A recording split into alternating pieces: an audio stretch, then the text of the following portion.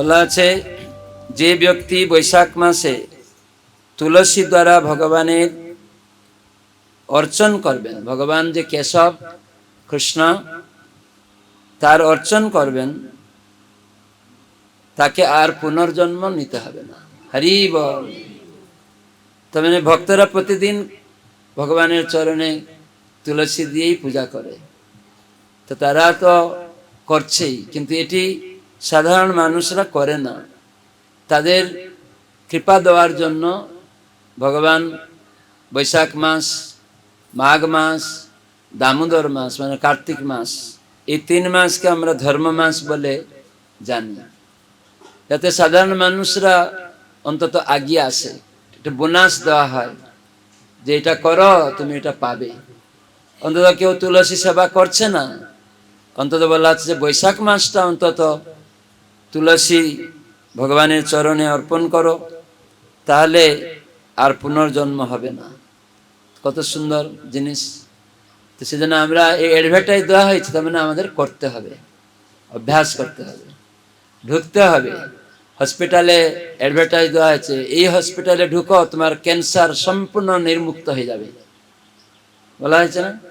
তার মানে সেগুলি পালন করতে হবে, ঢুকলেই যে হয়ে যাবে তা না। বলা হয়েছে জগন্নাথের দর্শন করো রথে, পুনর্জন্ম আর হবে না, বলা হয়েছে। তার মানে আমাকে সঠিকভাবে দর্শন করতে প্রার্থনা করতে হবে। হসপিটালে লেখা আছে অ্যাডভার্টাইজ, তার মানে ঢুকে আমাকে ডাক্তারের অনুসারী তার সব আদর্শ সবকিছু পালন করতে হবে। তো সেরকমই এখানে বলা হয়েছে, কিন্তু আমরা যদি সেটা করব অবশ্যই কৃষ্ণ কৃপা পাওয়া যাবে। আর ভক্তিটা এরকমই, তার ক্ষয় বয় নেই। ভগবদ গীতায় কৃষ্ণ বলছেন স্বল্পমপি অস্য ধর্মস্য ত্রায়তে মহত ভয়াত। বড় বিপদ থেকেও রক্ষা পাওয়া যায়। তার উজ্জ্বল দৃষ্টান্ত কে? অজামিল। অজামিল কত বড় বিপদে ছিল, যমদূতেরা চলে এসছে তাকে নিতে, কিন্তু পুত্রের নাম সাংকেতিকভাবে নারায়ণ উচ্চারণ করে ভগবানের নাম হয়ে যাওয়ার ফলে শাস্ত্রে ভাগবতে বলা হলো যে ভগবানের নাম দ্বারা ভক্তি সূচনা হয়, ধর্মের সূচনা হয়। ষষ্ঠ স্কন্ধ ভাগবতে যমরাজ তিনি বলেছেন এতা বানে বল্লু কস্মিন পুংসাম ধর্ম পরস্মৃত ভক্তি যুগ ভগবতী তন্নাম গ্রহণাদিভি। তো ভক্তি যুগ কিভাবে শুরু হয়? কিভাবে শুরু হয় ভক্তি যুগ? ভগবানের নামের দ্বারা। কে বলছে এটা? যিনি ধর্মরাজ যমরাজ। আর এই ভক্তি যুগটাই আসল পরম ধর্ম, মানুষের শ্রেষ্ঠ ধর্ম। আদান প্রদান, ভগবানের সাথে সম্পর্ক গঠন করে সেবা করা। সেজন্য ভক্তিবিনোদ ঠাকুর বলছেন সম্বন্ধ জানিয়া ভজিতে ভজিতে এ দেহ ছাড়িয়া দিব। সম্বন্ধ জেনে ভজন করতে হবে। সম্বন্ধ জেনে কেউ একটা ছেলে মেয়ে বিয়ে হলো, তার যদি সম্বন্ধ না জানে কেউ ভালোবাসা বাড়বে? বাড়বে না। সম্বন্ধ, এই আমার স্বামী, তো সেজন্য আমাদেরকে সম্বন্ধ জানতে হবে। এই সম্বন্ধ জ্ঞান কিভাবে উদয় হবে? গুরুদেব যখন আমাদের ভগবানের নাম দেন, এই ভগবানের নামের মাধ্যমে চেতনা মার্জিত হয়, আর তখন তিনি কৃষ্ণের সাথে আমাদের সম্বন্ধ স্থাপন করে দেন। কৃষ্ণের সাথে জীব কৃষ্ণের নিত্য অংশ, সেটা দীক্ষার মাধ্যমে হরিনাম করার মাধ্যমে আমরা এটি বুঝতে পারি যে আমি কৃষ্ণের নিত্য অংশ, তার সেবা করা আমার পরম কর্তব্য।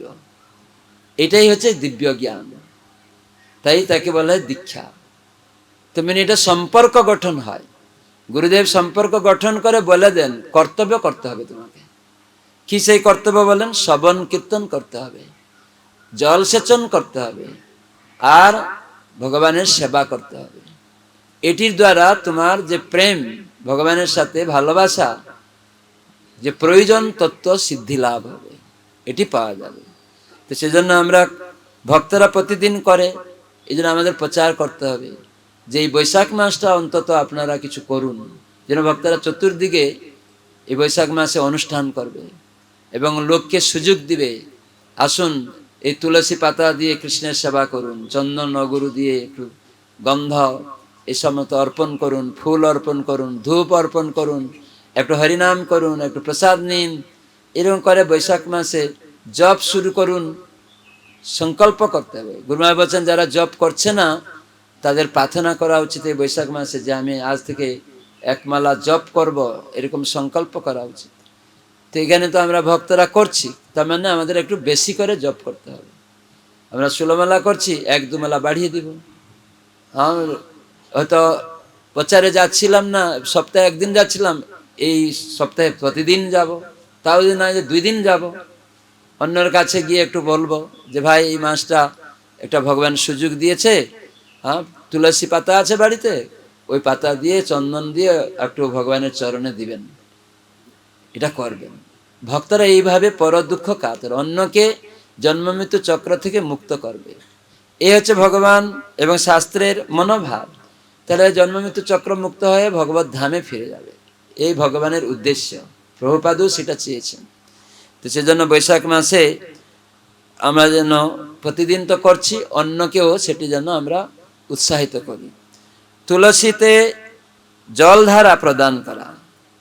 তুলসীতে জলধারা, এই যে এখানে দেবদা আমলকি গাছের গোড়াতে দেওয়া আছে, তুলসী উপরে জলটা পড়বে, মাথার উপরে, পাতাতে উঁচুতে দিতে হবে। তো তুলসী জলধারা, এক সময় এরকম তুলসী জলধারাতে জল পড়ছে, তো গাছটা নিচু ছিল, একটা কুকুর সে একটা লোকের বাড়িতে ঢুকে গিয়ে হাঁড়িটা ভেঙে ফেলেছে খেতে গিয়ে। তো সেই লোক রেগে গেছে, তখন তাড়া করছে লাঠি নিয়ে, সে কুকুরটা দৌড়াচ্ছে। তখন হাঁপিয়ে গিয়ে দেখছে তৃষ্ণা পেয়ে গেছে, দেখছে একটা তুলসী গাছের গোড়ায় জল জমে আছে, তখন গিয়ে চেটে জলটা খাচ্ছে, তখন ওই গিয়ে মেরে দিয়েছে। তখন ও ঊর্ধ্বগতি লাভ হয়েছে, তখন মুক্ত হয়ে গেছে, সেখান থেকে চতুর্ভুজ নারায়ণের মতো রূপ প্রাপ্ত হয়ে গেছে, একদম বৈকুণ্ঠে প্রাপ্ত হয়ে গেছে। নিতাই গৌর প্রেমানন্দে। এই জন্য তুলসী গুড়ার জলটা কত দেখুন পবিত্র।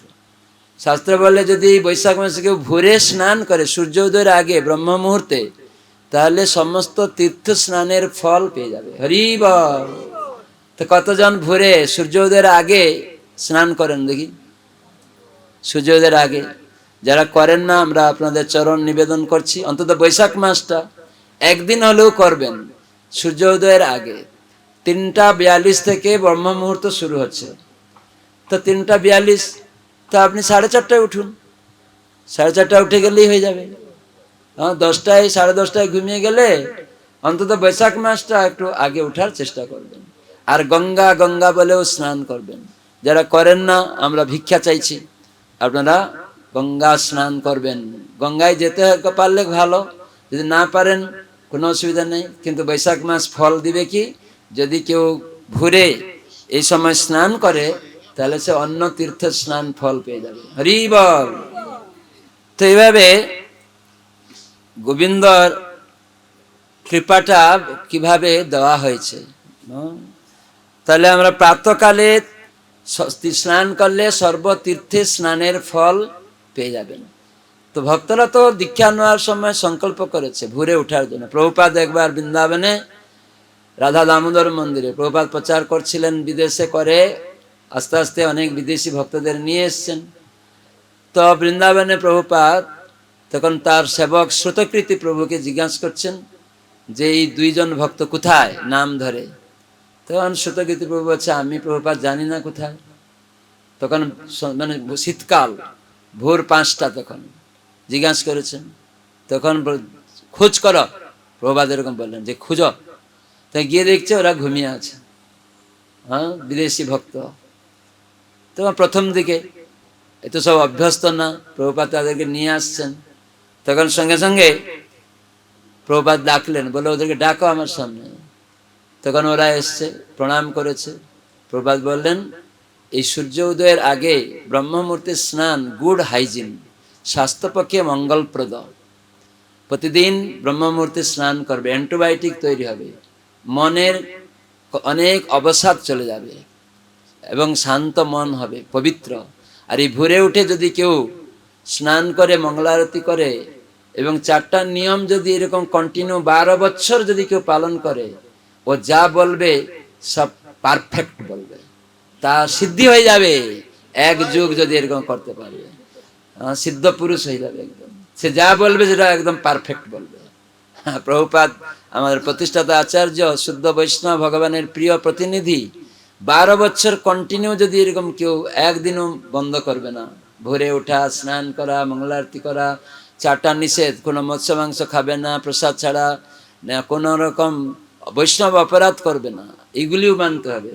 এর সমালোচনা তার সমালোচনা, গ্রুপিং করবে না, এই গ্রুপে এই দলে সেই দলে ঢুকবে, ভক্তদের সঙ্গে মিশবে না, এক ভক্তের সঙ্গে কিছু হয়ে গেল সেখানে যাবে না, ডাকলেও যাবে না, অনেক ভক্তরা আছে সেখানেও যাবে না, আর অন্য জায়গায় চলে আসবে ডাকলে, এই গ্রুপ ডেকেছে সেই জন্য ওখানে চলে যাবে। এখানে দেখছি, এখানেও দেখছি সেরকম কিছু ভক্ত। তো এটা যেন না হয় সেটা চেষ্টা করবেন। তো এই জন্য এখানে সবসময় আমাদের চেষ্টা করবেন ভোরে উঠে স্নান করতে। বিশেষ করে যেসব দীক্ষিত ভক্ত এই মাসে করে না, অনেক সময় করে না, ভাগবত পড়ে না, সাধুসঙ্গ করে না, এই মাসটা অন্তত করার চেষ্টা করবেন। এই মাসটা গুরুমায় বলছে সব মাসই করতে হবে, কিন্তু এই মাসটা বাইরের লোকের জন্য এটা দেওয়া হয়েছে, কিন্তু ভক্তরা তো প্রতিদিন করে। তো সেজন্য আপনারা অন্তত গুরু মহারাজ ভিক্ষা চাইছেন, উনি একটা নোট দিয়েছেন যে ভক্তদের সংকল্প করতে বলছেন যে গত 1 বছর আমি যা বন্ধ করেছি বা অনেক উল্লঙ্ঘন করেছি সেইগুলা এই বছরে নতুন বৈশাখ মাস থেকে আর কোনো রকম করবো না, একদম আগামী বছর পর্যন্ত। তো সেজন্য এখানে পদ্ম ফুল দিয়ে যদি ভগবান চরণে কেউ নিবেদন করবে তাহলে তার কি হবে, ভগবানের অত্যন্ত সন্তুষ্টি বিধান করতে পারবে। পদ্ম ফুল দিয়ে যদি এই বৈশাখ মাসে কেউ নিবেদন করবে চন্দন, অগুরু, কর্পূর গন্ধ দিয়ে, তাহলে ভগবান খুব প্রীত হয়ে যাবেন, খুব খুশি হবেন। যদি একদিনও হয় করবেন বৈশাখ মাসে। আর এই বৈশাখ মাসে বৈষ্ণব সেবা যদি কেউ করে তার নরকবাস থেকে মুক্ত হয়ে যাবে। হরি বল। তা আমাদের নদিয়া চন্দ্র গৌর প্রভু বৈশাখ মাসে ভক্ত সেবার আয়োজন করেছেন। তো এটা কত সুন্দর। আবার বলছেন যে প্রতি গ্রাসে যেসব বৈষ্ণব সেবা যারা ভক্তরা প্রতি গ্রাসে গ্রাসে প্রসাদ পাবে না, এই যে করার ফলে তার পিতৃপুরুষরাও উদ্ধার পেয়ে যাবে। পূর্ব পিতৃপুরুষ সব উদ্ধার পাবে। মানে বৈষ্ণবরা যদি গ্রাসে গ্রাসে প্রসাদ পাবে, প্রতি গ্রাসে গ্রাসে শত শত পিতৃপুরুষরাও মুক্ত হতে লাগবে। যেসব বন্ধন হয়ে পড়ে আছে, পিতৃপুরুষরা বন্ধন হয়ে আছে, তারা উদ্ধার পায় না। কেন? কোনো কুলে বৈষ্ণব না এলে, প্রসাদ না পেলে সেই পিতৃপুরুষের উদ্ধার হবে না, শত পিণ্ড দিলেও হবে না। সেই পিণ্ডটা যদি ভগবানের প্রীতির জন্য না হয়, সেই শ্রাদ্ধটা ভক্ত সঙ্গে যদি না হয়, তো সেখানে সেই স্মার্তদের দ্বারা পিণ্ডদান করেও কিছু হবে না, সে বন্ধিত হয়ে থেকে যাবে। এই জন্য এতটা সহজ সুযোগ ভগবান দেন। আমাদের ভক্তরা তারা প্রতিদিন শ্রাদ্ধ ভগবানকে নিবেদন করেই করে। এই জন্য ভক্তদের চিন্তা করতে হয় না যে আমার পিতৃপুরুষ উদ্ধার পাবে কি পাবে না। নৃসিংহদেব প্রহ্লাদ মহারাজকে গ্যারেন্টি দিয়ে দিয়েছেন না, বলে তোমার কোনো চিন্তা নেই, তুমি কেন, তোমার এক পিতা কেন, শত শত পুরুষ, সেখানে 21 পুরুষের কথা বলা হয়েছে। তার মানে আমি গত জীবনে হয়তো কোনো গাছপালার সন্তান ছিলাম বা বাবা হয়েছিলাম বা কিছু একটা, কীট পতঙ্গের, জলচর প্রাণীর, এরকম হয়েছে না, কত জন্ম এরকম আমরা পিতামাতা গ্রহণ করেছি, পশু পাখিতে, কীট পতঙ্গে। কিন্তু সকল জন্মে সবে পায় পিতামাতা, কৃষ্ণ গুরু নাহি মিলে ভজ হইয়ায়। সব জন্মে পিতামাতা পাওয়া যাবে, পশু পাখিতে, গাছপালাতে, কিন্তু কৃষ্ণ গুরু নাহি মিলে। মানব জন্মেও পিতামাতা আছে, কিন্তু কৃষ্ণ গুরু মিলে না, সেটাই আসল। কৃষ্ণ গুরু, মানুষ জন্ম পেলাম, পিতামাতা করলাম, কিন্তু সেই পিতামাতা আমাকে কৃষ্ণ ভক্তি শিখালো না, কিছু লাভ হলো না। আর যেই পেয়ে গেলাম কৃষ্ণ আর গুরু, ব্যাস তার জন্ম সার্থক হয়ে যাবে। সেই জন্য এই বৈশাখ মাসে বৈষ্ণব সেবা একজন হলেও ডেকে ভক্ত সেবা করাবেন। প্রভু আসুন, আজকে আমি আপনাকে একটু প্রসাদ খাওয়াবো, এক কণা হলেও প্রসাদ খাওয়াবেন। আবার এমনি দানের কথাও বলা হচ্ছে, এখানে অনেক সুন্দর কথা বলা হচ্ছে। যদি বৈশাখ মাসে কেউ মন্দির নির্মাণের জন্য অর্থ দান করবে, হয়তো আমাদের ইস্কনে মন্দির হবে কোথাও, সেখানে ভালো চাকদায় মন্দির হবে ভবিষ্যতে, তা আমি অ্যাকাউন্টে কিছু টাকা দান করব। এখানে বলছে সে বৈকুণ্ঠে বাস করার সুযোগ লাভ করবে। তার মানে এখানে জমি বা কেনার জন্য বা মন্দির করার জন্য ভগবানের আবাসস্থল তৈরি করছে, ভগবান তার জন্য বৈকুণ্ঠে আবাসস্থল করে দিবে। হরি বল। কত সুন্দর কথা। 1 টাকা হলেও মন্দিরে দান করবেন, যেখানে মন্দির হবে, যেখানে মানে গুরু বৈষ্ণবদের যে প্রচার উদ্দেশ্যে যে মন্দির হবে, সেখানে ভগবান বিষ্ণু মন্দির। তারপরে বলছেন বৈশাখ মাসে মধুর দ্রব্য মানে মিষ্ট জাতীয় পায়েস, যেমন পায়েস মধু দিয়ে তৈরি করা হয়েছে অথবা মিছরি দিয়ে। এখন চিনিটাকে ব্যবহার করতে নিষেধ করা হচ্ছে, আস্তে আস্তে ভক্তরা এটা পালন করবেন। আমি দেখছি চাকদা আমাদের কিছু কিছু ভক্ত পালন করছে, এখন চাকদা মন্দিরে পালন করছে। চাকদার যারা রান্না করে অনেকজন দেখলাম চিনিটা আর ব্যবহার করছে না। তো সেই জন্য এখানে বলছে মধু জাতীয় মানে মিষ্ট জাতীয় দ্রব্য যদি আমরা দান করি, জল পাত্র দেই, জল দান করি। এই বৈশাখ মাসে জল ছত্র দেয় না অনেক সময়, সাধারণ লোককেও যদি জল দান করা হয়, মানে সাধারণ লোকের কথা, আগে তো বৈষ্ণব কথা শুনলাম, এখানে সাধারণ লোককেও যদি এরকম মিষ্ট দ্রব্য, ভক্তরা কি দ্রব্য দেবে? প্রসাদ দিবে, তারা পায়েস দিবে বা অন্ন ডাল সবজি দিবে, কোনো মিছরি জল দিবে, কোনো রকম একটা মিষ্ট জাতীয় জিনিস দেওয়ার জন্য চেষ্টা করবেন। তো তার যে পুণ্য সঞ্চিত হবে, এই জগতে সেরকম পুণ্য সঞ্চয় করার ক্ষমতাবান কেউ থাকবে না, মানে এত পুণ্য তার হবে। তো সেই জন্য 100 কোটি বর্ষ গণনা শেষ করা যাবে না, এত পুণ্য হয়ে যাবে বলছে হরিভক্তি বিলাসে। বলছে 100 কোটি বর্ষ গণনা করে শেষ করতে পারবে না, এই পুণ্যটা হবে। তো সেই জন্য ভক্তরা প্রসাদ দিবে, পায়েস দিবে, পায়েস, জল ভগবানের নিবেদিত জল দিবে, তাহলে সেটা আরো বেশি পুণ্য হবে। বৈশাখ মাসে যে কোনো প্রাণীকে, এখানে বলা আছে বৈশাখ মাসে আবার যে কোনো প্রাণীকে, যেমন কুকুর বিড়াল, রাস্তায় গরু টরু আছে, যে কোনো প্রাণীকেও জল দান করলে অত্যন্ত মহিমান্বিত হয়ে উঠবেন। হরি বল। তো অনেক মহিমা আছে, আমি এইটুকু বললাম। তো যতটুকু আমরা পালন করবো, সেই জন্য শর্টে আমি বললাম যে কতটুকু আমরা করব, এইগুলির মধ্যে আমরা কতটা করতে পারবো? সবগুলি করতে পারি, কোনো একটা তো করতে পারি, হ্যাঁ কি না? আমরা কোনো একটা করতে পারি, যে না আমি কালকে একটু পায়েস রান্না করে রাস্তায় কাউকে দিব, বা গরু ছাগল যাচ্ছে একটু কিছু জল দিব, বা বৈষ্ণবদেরকে ডেকে একটু প্রসাদ খাওয়াবো বাড়িতে, বা আমি তুলসী ধারা করব। ভক্তরা তো প্রতিদিন করছেই, তবু আমি প্রচারের জন্য অন্য লোকেদের কাছে গিয়ে শিখাবো এগুলি। তো এগুলি আমরা করতে পারি, বা আমি মন্দিরে কিছু দান করব, এই ভাবনা আমাদেরকে নিতে হবে। হরে কৃষ্ণ কৃষ্ণ কৃষ্ণ হরে হরে, হরে রাম রাম রাম হরে হরে, হরে কৃষ্ণ কৃষ্ণ কৃষ্ণ হরে হরে, হরে রাম রাম রাম হরে হরে। আজকে এই বৈশাখ মাসের অনেক মাহাত্ম্য আছে। আমি একটা অডিও মানে ইউটিউবে একটা বৈশাখ মাস মাহাত্ম্য ছেড়েছে আমাদের দেবেশ্বর প্রভু, ওখানে একটা সুন্দর গুরু মহারাজ বলেছিলেন, ওই মাহাত্ম্যটা বলা আছে, সেটা ইউটিউবেও শুনতে পারবেন। তো আমি এখন আর বৈশাখ মাস মাহাত্ম্যের দিকে যাচ্ছি না, আমরা শুনবো একটু কিছু সময় গদাধর পণ্ডিত তার লীলা কথা একটু শুনবো। এই গদাধর পণ্ডিত সাধারণ নন, তিনি কে? গদাধর পণ্ডিত কে জানে? দীক্ষিত ভক্ত শ্রীমতী রাধারানী। লাদিনী স্বরূপয়া গৌরাঙ্গ সুহৃদায় চ ভক্ত শক্তি প্রদানায় গদাধর নমস্তুতে। তো লাদিনী শক্তি, ভগবানের আনন্দদায়িনী শক্তি লাদিনী, তিনি শ্রীমতী রাধারানী, বুঝতে পারছেন? তো এই গদাধর পণ্ডিত তিনি রাধারানী। তো সেই কলিযুগে এই জন্য গদাধর পণ্ডিত যারা মাধুর্য রসের ভক্ত, রাধা গোবিন্দের মাধুর্য রসে সেবা করে, তারা গদাধর পণ্ডিত এবং গৌরাঙ্গ মহাপ্রভু, গদাই গৌরাঙ্গ, একসাথে গদাই গৌরাঙ্গ এবং রাধা গোবিন্দের আর অর্চন করে, সেবা করে। ভক্তিবিনোদ ঠাকুর তিনি গুদ্রুম দ্বীপে গৌর গদাধর সেখানে করেছেন, গৌর গদাধর সেখানে অর্চন করেছেন, বিগ্রহ প্রতিষ্ঠা করেছেন। উনি একটা গানও লিখছেন। হ্যাঁ, তিনি বলেছেন, আনন্দ সুখদ কুঞ্জের ভিতরে গদাধরে বামে করি।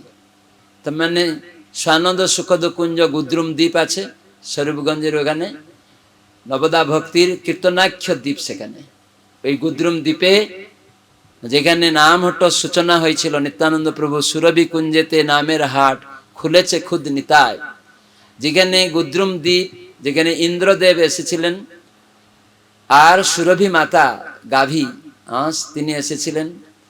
অশ্বত্থ একটা বড় বৃক্ষের নিচে গৌরাঙ্গের আরাধনা করে ইন্দ্র তিনি অপরাধ করেছিলেন কৃষ্ণের চরণে।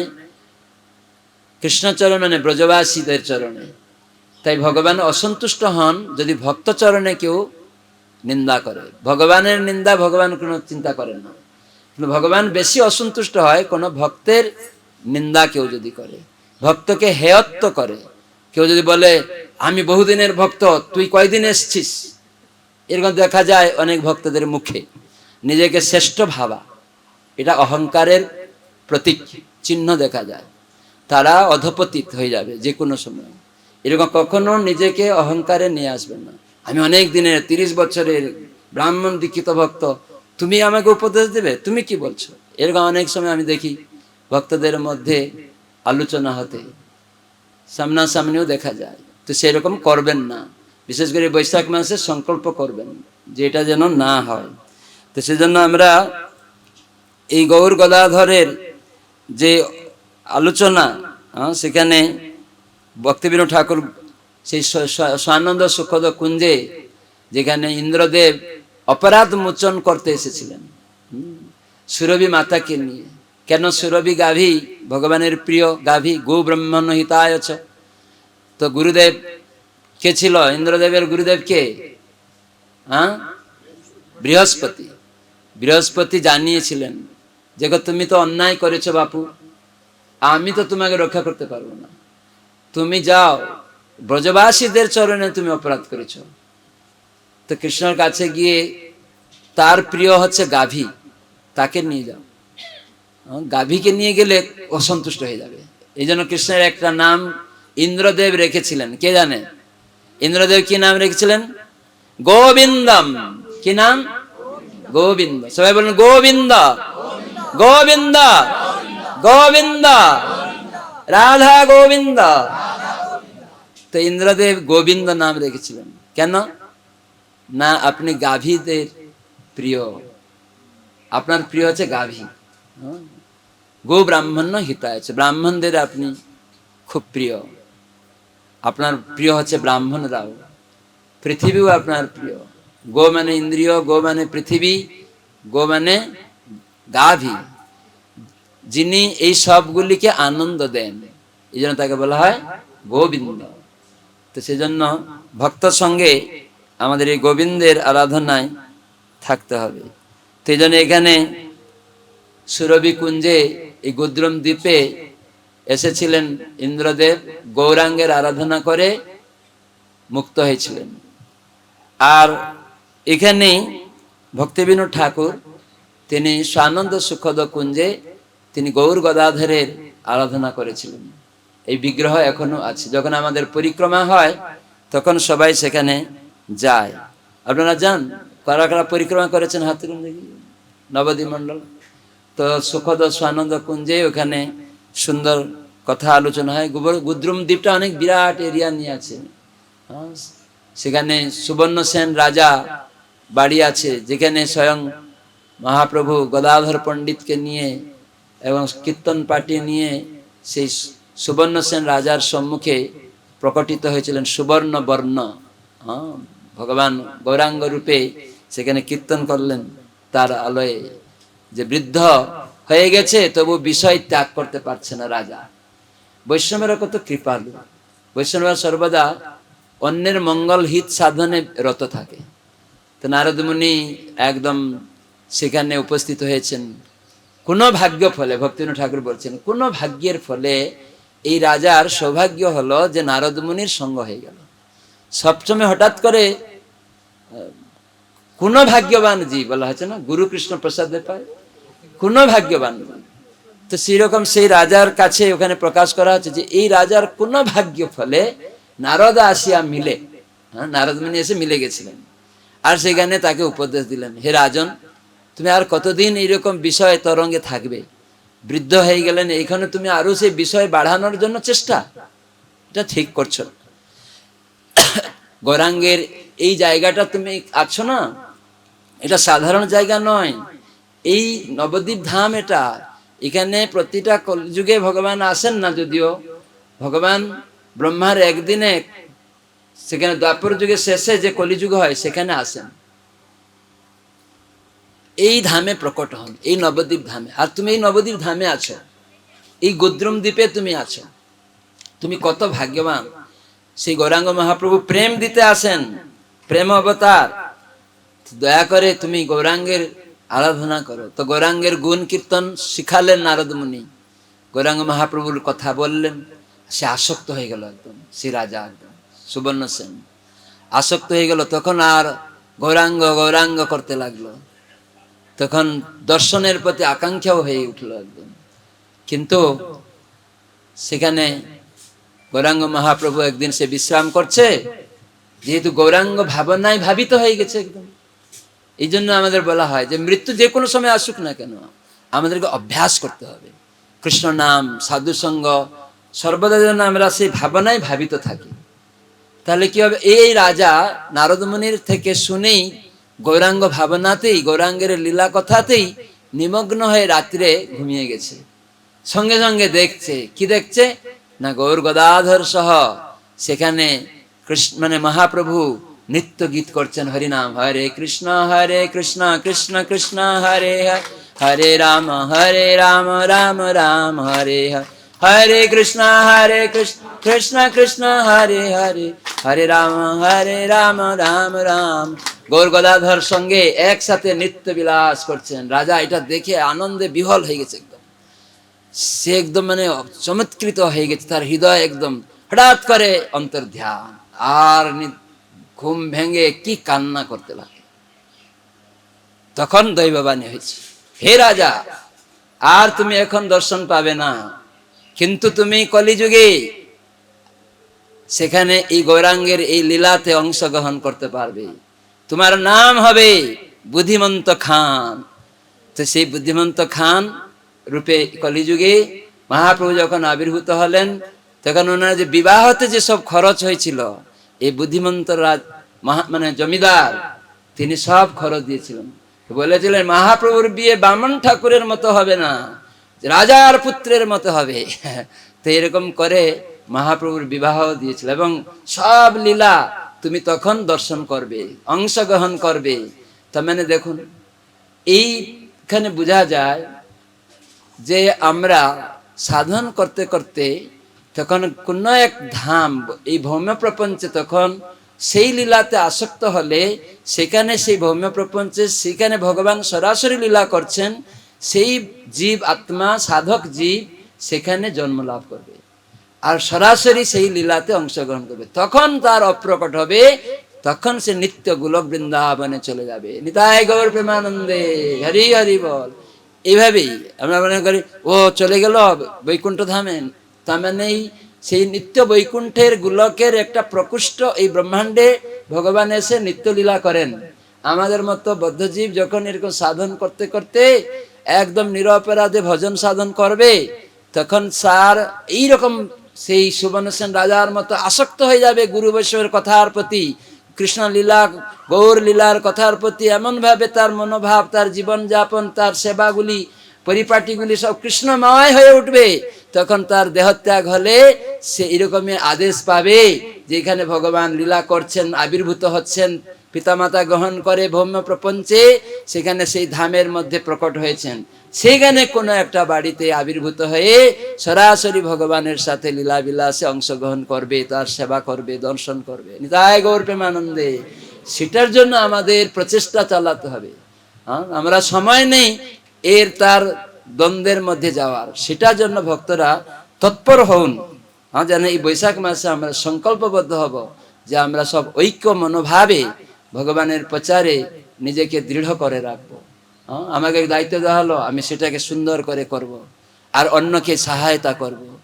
সে প্রচার করছে, তাকেও সহায়তা করব। তাকে কি করে নিচে নামিয়ে দিব এরকম চেষ্টা না।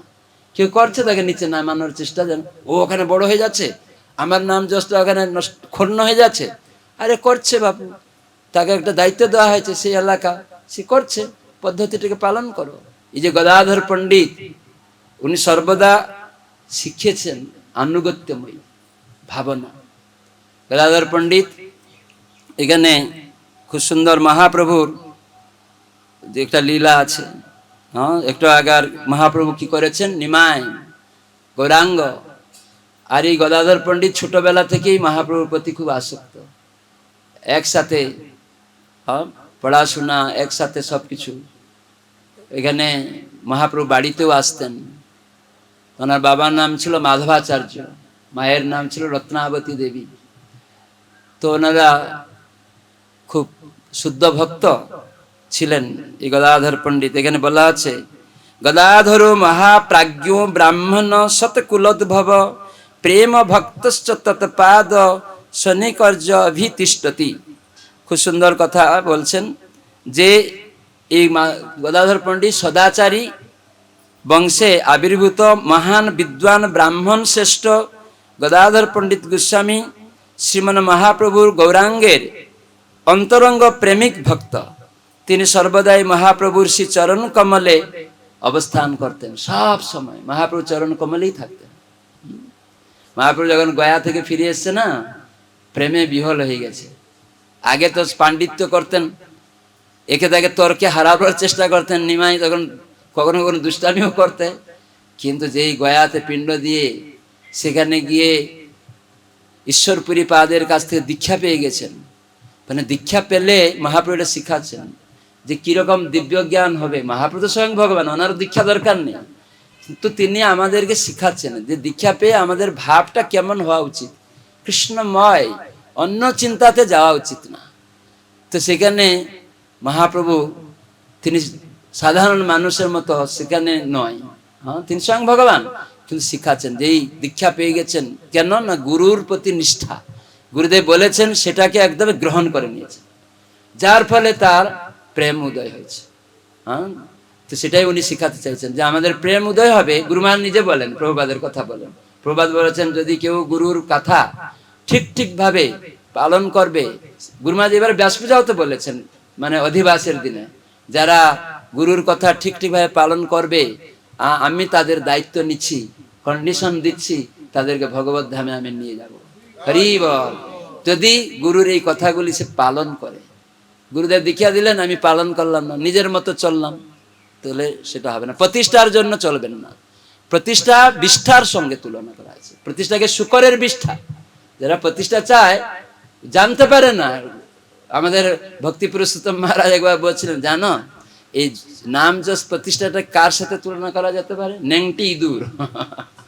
মানে নিজে ধরতে পারে, নেংটি ইঁদুরকে দেখে এখানে চলে যাবে, আর খুঁজে পাওয়া যাবে না। তার মানে নিজের প্রতিষ্ঠাটা বোঝা যাবে না, নেংটি ইঁদুরের মতো কোথায় যে ঢুকে আছে ভিতরে, খুব মুশকিল কাণ্ড। তো সেজন্য খুব সাবধান। এই জন্য ভক্তের সঙ্গে বেড়া দিয়ে থাকলেই তখন নিজের অনুশোচনা হবে, খেদ হবে যে আমি এরকম চাই, কাউকে আমি এরকম অন্যায় করি, কেউ আমাকে সম্মান না করলে তার উপরে আমি চড়াও করি, এরকম যে ভাব আমার মধ্যে। যেহেতু আমরা গ্রহণ করি না, সাধুর সঙ্গে শ্রবণ করি না, অন্য কাজে ব্যস্ত থাকি, এই জন্য শুনি না বললে ভক্ত সঙ্গে গুরু বৈষ্ণবদের কথা, তাই জন্য নিজের মতে চলি, নিজের মত থেকে মুক্ত হবে। গুরুভাই বলছেন বারবার আমাদেরকে, প্রভুপাদ এত কষ্ট করে দিন রাত জেগে, মানে না ঘুমিয়ে আমাদের জন্য গ্রন্থ তাৎপর্য আচার্যদের কথাকে প্রকাশ করেছেন। সেটা যদি আমরা ভক্ত সঙ্গে না শুনি, না পড়ি, তাহলে আমাদের জ্ঞান হবে না। পশ্যন্তি জ্ঞান চক্ষুষা, বাহ্যিক দিকে দেখলে হবে না। কে ছোট বড়, কম দিনে দীক্ষা হয়েছে, কে আগে দীক্ষা হয়েছে, কে ব্রাহ্মণ দীক্ষা হয়ে গেছে, এই দিকে বাহ্যিক চোখে দেখছে, কিন্তু দেখতে হবে তার হৃদয়টা কত। সে দীক্ষা হয়নি হয়তো, কিন্তু অনেক লোককে নিয়ে বৈষ্ণবদের কথা পালন করে সে অনেক লোককে ভক্ত বানিয়ে দিচ্ছে, দেখা গেছে। আর সবসময় আনুগত্যময়, সে আমার থেকে শ্রেষ্ঠ, দীক্ষা নাও হতে পারে, কিন্তু আনুগত্যে সেবা করছে, সবাই পরামর্শ করছে, যা কিছু করবে এটা আমি কি করতে পারি, আলোচনা করছে। আমাদের অনেক ভক্ত দেখছি, মহারাজ এটা করলে ভালো, কি এটা আমি করতে পারি কিনা। হ্যাঁ করুন, অপেক্ষাও করুন, ধৈর্যও রাখুন, নিশ্চয় একদিন ফলপ্রসূ হবে সব কিছু। তো যারা এরকম করবে ধৈর্য নিয়ে তারা এগিয়ে যাবে। তো সেজন্য এখানে মহাপ্রভু গদাধর পণ্ডিতকে নিয়ে তিনি ঘুরছেন। আমরা শুনলাম মহাপ্রভু গদাধর পণ্ডিত উচ্চ ব্রাহ্মণ বংশে জন্ম লাভ করেছেন এবং তিনি সর্বদা গৌরাঙ্গের চরণস্থলে নিজেকে নিবেশ করে রেখেছেন। তো একদিন জগদানন্দ পণ্ডিত, ইনি কে জানেন? জগদানন্দ পণ্ডিত মহাপ্রভু প্রিয় পার্ষদ। পূর্ব লীলাতে তিনি ছিলেন সত্যভামা। হ্যাঁ, কৃষ্ণ লীলায় উনি সত্যভামা ছিলেন। সত্যভামা সবসময় কন্দল করতো, প্রেম কন্দল, মানে ঝগড়া করতো কৃষ্ণের সাথে, এটা সেটা মান অভিমান করতো সবসময় না বসে। এই জগদানন্দ পণ্ডিত এইরকম খুব মাঝে মাঝে অভিমান করতো। মহাপ্রভু সন্ন্যাস হয়ে গেছে, আর এখান থেকে সুগন্ধি তেল টেল নিয়ে বলছে, মানে ওই যে সত্যভামার ভাব যে কৃষ্ণ আমার স্বামী, এনে কেন সন্ন্যাস নিবে? হ্যাঁ, মানে এই যে গদাধর পণ্ডিত মানে জগদানন্দ পণ্ডিত, ওইখানে ভাবনাটা কি? শক্তি ভাবনা, মানে আমি সেই সত্যভামা মতোই ভাবনাটা রয়েছে, মেয়ের ভাবনা রয়েছে। আর এ কৃষ্ণ গদা মানে মহাপ্রভু কৃষ্ণ স্বয়ং, কেন ও সন্ন্যাস নিবে? আর এরকম ঘুমাচ্ছে, নিচে ঘুমাচ্ছে। স্ত্রী কখনো তার স্বামীর নিচে ঘুমায় সহ্য করতে পারে নাকি? সহ্য করতে পারে না। এই কোনো তেল টেল মাখছে না। তো এরকম করে জগদানন্দ পণ্ডিত কি করেছে না, একদম খুব ভালো ভালো সব নিয়ে গেছে, বিছানা করে ঘুমাবে, মহাপ্রভুকে ঘুম পাড়াবে। পুরীতে নবদ্বীপ থেকে সব নিয়ে যাচ্ছে, আর সুগন্ধি তেল নিয়ে গেছে একদম অনেক কিছু, একটা মাটির কলসে নবদ্বীপ ধাম থেকে সচি মাতার ওখান থেকে সব নিয়ে গেছে, একদম নিয়ে গিয়ে মহাপ্রভুকে দিয়েছে। আর মহাপ্রভু তো ব্যবহার করে না, একদম ব্যবহার করবে না, যেই বলেছে একদম সামনে যেমন মান হয় না ওইরকম আছাড় মেনে মহাপ্রভুর সামনে তেলের ভাঁড়টাকে আছাড় মেরে ভেঙে ফেলে দিয়েছে। মানে অভিমান করে একদম, যেন স্ত্রী কখনো কোনো অভিমান মান করে না, তো এইরকম মান করছে। এই জগদানন্দ পণ্ডিত মহাপ্রভুর সব লীলা উনি জানেন, উনি লিখেছেন, উনি কিছু কথা লিখছেন। উনি কি লিখছেন এই গদাধর আর মহাপ্রভু সম্বন্ধে? তো জগদানন্দ পণ্ডিত তিনি প্রেম বিবর্ত একটা গ্রন্থ আছে, আপনারা পড়বেন, খুব সুন্দর। প্রেম বিবর্ত মানে এখানে প্রেমের ঝগড়া, প্রেমের কন্দল, সেখানে একটা বই আছে। হ্যাঁ, সেটা আপনারা ছোট্ট বই, গৌড়ীয় মঠে প্রকাশিত, খুব সুন্দর, ভালো লাগবে, সেটা পড়বেন। আমাদের নবদ্বীপ মণ্ডল পরিক্রমা বইতেও কিছুটা আছে এই প্রেম বিবর্তের কিছু অংশ, সেখান থেকে একটু অংশ আমি বলছি। এখানে গৌরাঙ্গ মহাপ্রভু কি করেছেন না, তিনি গুদ্রুম দ্বীপে চলে গেছেন। গদাধর পণ্ডিতকে ছোটবেলায় তার হাত ধরে ওখানে চলে গেছেন। তো সেখানে একটা সুখ পাখি আছে, একটা সুখ পাখি।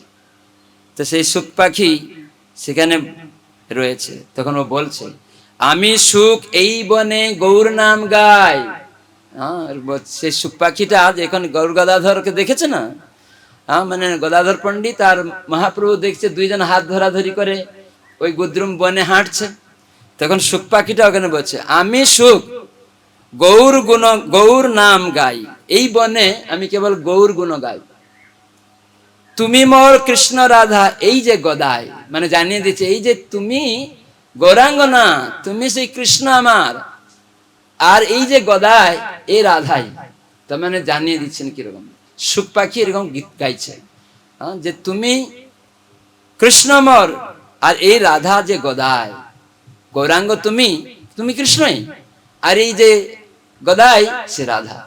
এই সুখ পাখি এরকম গাইছে। সেই জন্য এই কলিযুগে আমি গৌর গুণ গাই, আমি অন্য কিছু গাই না, যদিও তুমি কৃষ্ণ রাধা, কিন্তু আমি গৌর গদাইয়ের গান করি, আর কিছু গাই না। একবার পুরীতে মহাপ্রভু কীর্তন করছেন সব ভক্তদের নিয়ে। তো ভক্তরা একদিন ভাবছে, প্রতিদিন মহাপ্রভুকে নিয়ে তারা কীর্তন, নগর কীর্তন করে পুরীতে। একদিন সবাই ভাবছে যে আজকে আমরা মহাপ্রভুকে বাদ দিয়ে কীর্তন করব। দেখি এই যে মহাপ্রভু যে কীর্তন, কৃষ্ণ নাম এবং ভগবানের সাথে যে কোনো পার্থক্য নেই, সেটা হয় কিনা আমরা আজকে পরীক্ষা করব। আমরা মহাপ্রভুকে ডাকবো না, আজকে আলাদা করে সব গ্রুপ করে আমরা চলে যাব। তো প্রতিদিন ডেকেছে, এই দিনে কি করেছে, ভোরবেলা মহাপ্রভুকে ছাড়া সব ভক্তরা মৃদঙ্গ করতাল নিয়ে কীর্তন শুরু করে দিয়েছে। কি কীর্তন করছে? গৌরাঙ্গ গৌরাঙ্গ গৌরাঙ্গ, এরকম কীর্তন করছে। তো মহাপ্রভু দেখছে, দূরে থেকে শুনছে, গম্ভীরা থেকে, আজ ভক্তরা আমাকে না নিয়ে, আমাকে বাদ দিয়ে মৃদঙ্গ করতালের ধ্বনি আসছে। মহাপ্রভু কীর্তন ধ্বনি শুনেই, মৃদঙ্গ করতালের ধ্বনি শুনে একদম দৌড়ে ওখানে চলে গেছেন। গিয়ে কান পেতে কি শুনছেন? গৌরাঙ্গ গৌরাঙ্গ। মহাপ্রভু একদম লজ্জা পেয়ে গেছেন, তখন দৌড়ে পালিয়ে এসেছেন। একদম আমার নাম করছে এরা, বেটা কৃষ্ণ নাম বাদ দিয়ে গৌরাঙ্গ আমার নাম করছে। রেগে গেছে একদম, তখন রেগে একদম বসে আছে। তখন ডেকেছেন ভক্তদেরকে, ডেকে বলছে তোমরা, তারা বুঝতে পেরেছে এই যে গৌরাঙ্গ আর যে মহাপ্রভুর মধ্যে যে নামের মধ্যে যে পার্থক্য নেই, তাই আকর্ষণ করে নিয়ে এসেছে, নামই নামকে আকর্ষণ করে নিয়ে এসেছে। তাই তারা আনন্দে একদম বিহল হয়ে কীর্তন করতে শুরু করে দিয়েছে। কিন্তু মহাপ্রভু তো রেগে চলে এসছে, কেন তার নাম বলা হচ্ছে তো, গৌরাঙ্গ নাম। তখন মহাপ্রভু রেগে জিজ্ঞাসা করছেন, কি ব্যাপার, তোমরা এই কৃষ্ণ নাম বন্ধ করে এটা বলছো? মহাপ্রভু বসে আছেন, সূর্য কিরণ পড়ছে, সকালবেলা সূর্য উদয় হয়ে গেছে, আর মহাপ্রভু রেগে টেগে গিয়ে বসে আছেন।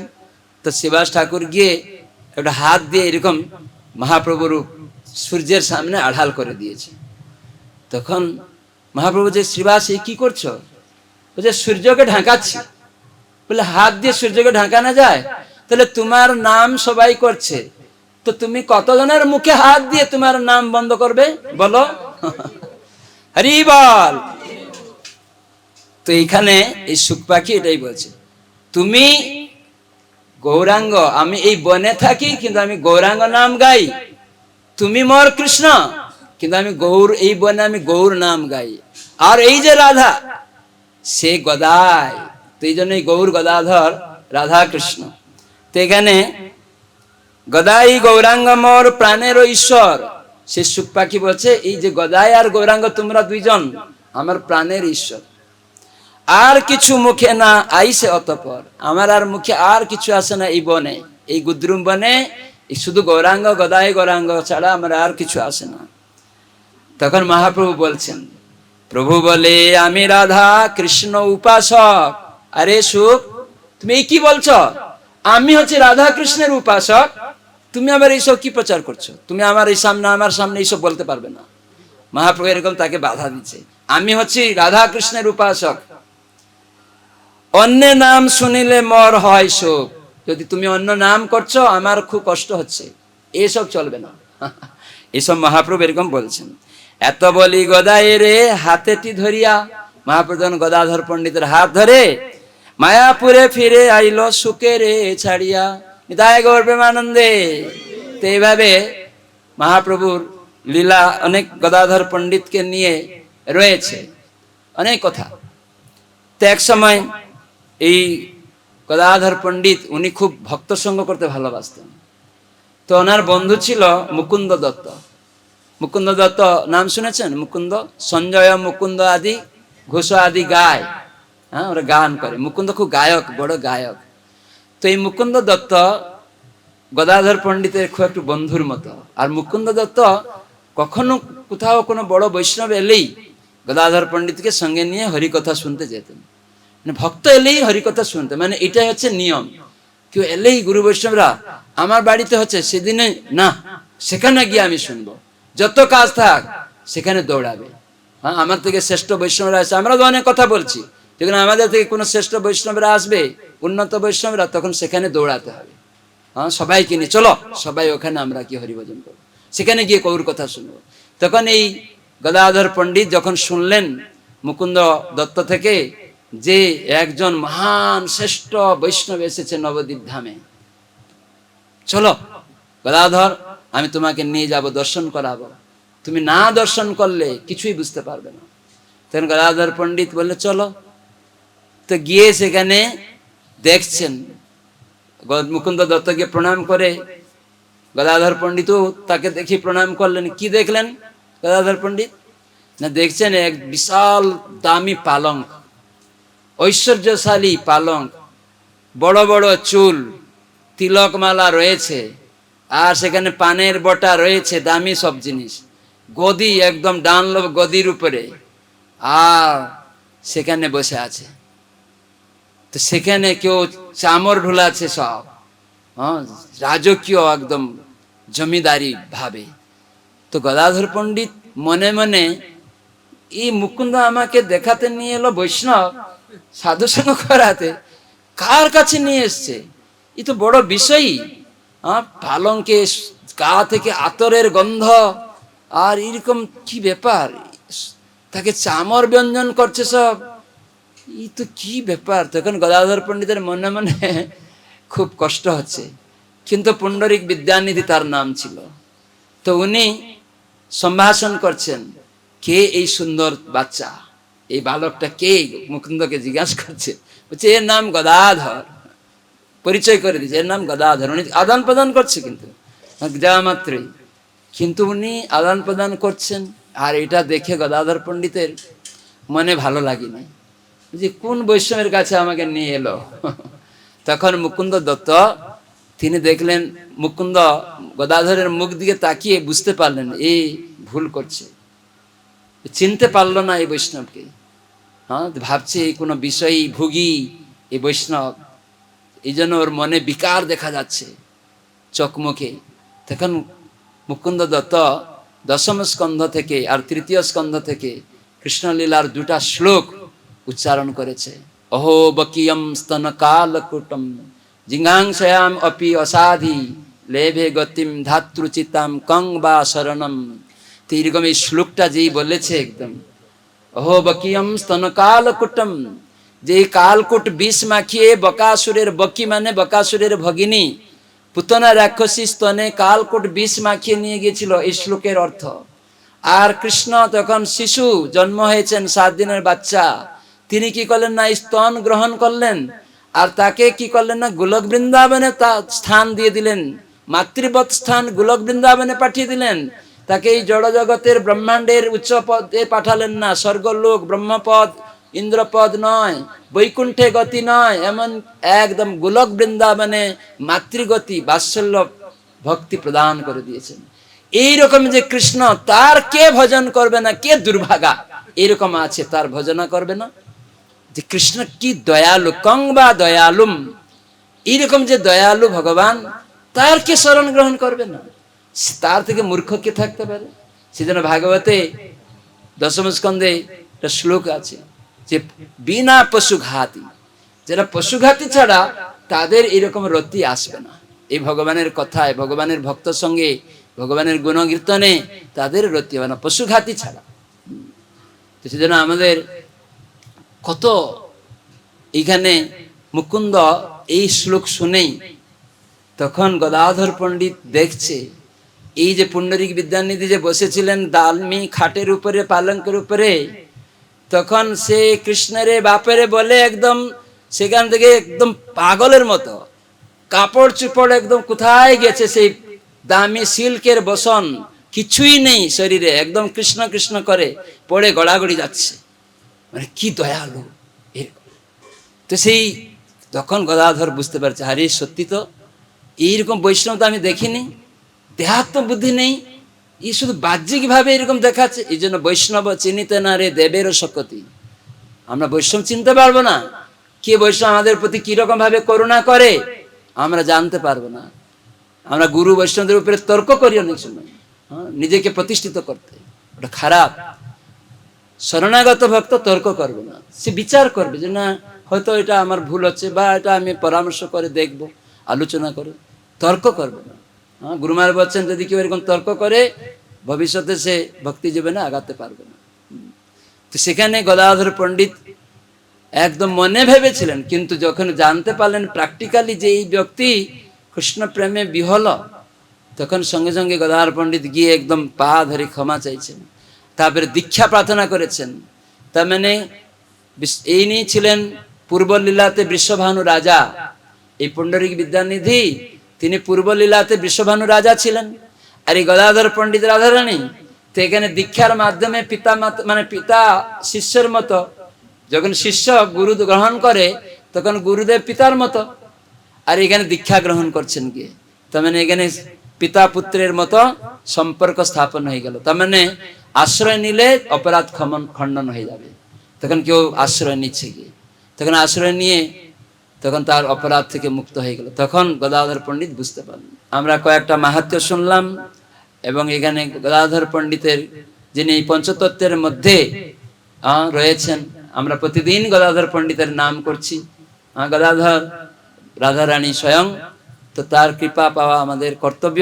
তাই আমরা আজকে দিনে গদাধর পণ্ডিত প্রভুর কাছে প্রার্থনা করব, তিনি আজকে দিনে এই তিথিতে, এই বৈশাখ মাসে, এই কৃষ্ণপক্ষ মানে অমাবস্যাতে, অমাবস্যা দিন আজকে দিনে তিনি আবির্ভূত হয়েছিলেন এই জগৎকে মঙ্গল প্রদান করতে। তো আমরা তার কাছে প্রার্থনা করব, তিনি যেন আমাদের কৃপা করেন, আমরা যেন গৌরাঙ্গ পদে এবং কোনো বৈষ্ণবদের প্রতি সন্দেহ মনোভাব আমাদের না আসে, এবং গুরু বৈষ্ণবদের আনুগত্যে সেবা করতে পারি। এই গদাধর প্রভুর কাছে আমরা প্রার্থনা করছি। তা আপনি আমাদের কৃপা করুন, যাতে আমরা এরকম সম্মিলিতভাবে গুরু বৈষ্ণবদের আনুগত্যে এই ভগবত ভক্তি প্রচার গ্রহণ করে বাড়াতে পারি, সেই আশীর্বাদ প্রার্থনা করছি। হরে কৃষ্ণ কৃষ্ণ কৃষ্ণ হরে হরে, হরে রাম রাম রাম হরে হরে।